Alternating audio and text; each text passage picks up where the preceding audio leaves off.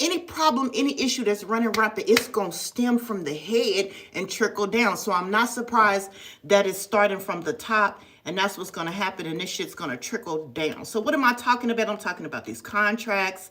I'm talking about these contracts. And we're going to go through each one of them, and then I'm going to pull the card and see how this impacts you, because this does have something to do with you. I ain't going to lie. So first of all, 17 inspector generals have been let go, or to some standard like that. And I want to talk about what is the role of an inspector general. If you don't know what the inspector general does, then you're going to kind of have a hard time understanding why these people are gone. It is the responsibility of the inspector general to conduct audits. It is the responsibility of the inspector general to be aware of what's going on in organizations, corporations. It is the responsibility of them to inspect the thing. Why? To prevent abuse, to prevent waste, to prevent fraud.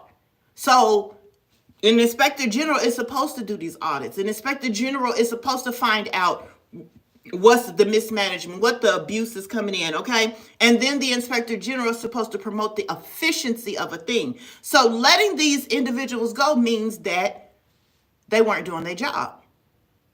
Something's running rampant. They weren't completing audits. They weren't handling the abuse, the fraud, whatever that was going on. Point blank, period. So let's see what inspector generals were let go. So we can kind of tell. I think Veteran Affairs Inspector General. Veterans Affairs was one of the Inspector General. Let me see if I can find which ones was let go today. Not today, but during this term. Okay. So these are inspector generals from federal agencies, including the Pentagon, Department of State, Veterans Affairs, and Interior, were let go, to name some of them. So we automatically know that there's been some issues within the Veterans Affairs, the Department of the State, as well as the Pentagon.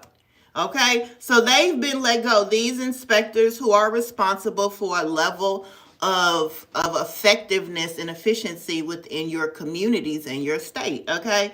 Next, senior fucking FBI officials are being asked to resign or retire from these top positions in the fucking FBI. These are senior officials and executive assistant directors that have been or were responsible for overseeing top priorities for the Bureau, like national security, cyber issues, and such.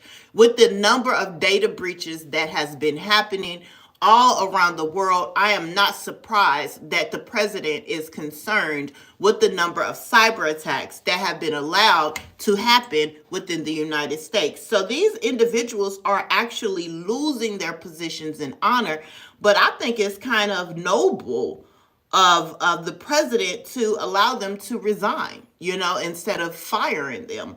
They could possibly still get their retirement benefits. You know what I'm saying? So I think that's noble of them as well.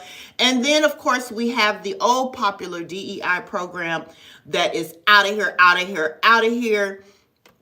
The DEI programs also impact federal contractors. So you're going to see a lot of people that claim to be diversity, equity, and inclusion contractors that are going to be losing funding. They will no longer be paid to come in and speak to employers about why they should hire black people or some shit, because I don't know what they all do, because they've never ever really impacted my life.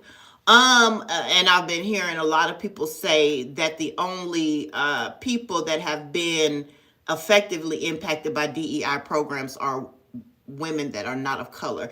But I don't have an argument or an opinion in that fight, but I did want to give you the basis of why it's talking about cleaning house. These individuals are losing their jobs, contracts, honor. Why and what does that have to do? We're about to find out what that has to do with you. People are losing. I can't wait till they find out all these balling women and men on Section 8, honey.